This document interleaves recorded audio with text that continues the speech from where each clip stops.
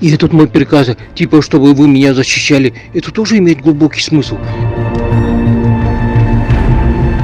Это не только на меня направлено, а чтобы вы хотя бы тут, в безопасном мысленном пространстве, перебороли свой страх и стали защищать друг друга.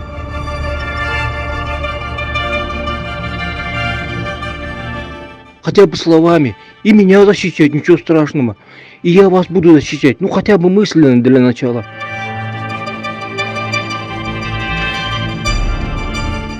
Вот это перебороть свой страх перед злом, перед сильным злом и защищать друг друга.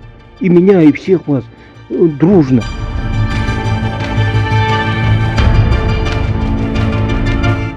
Это же нам пригодится уже в физическом мире.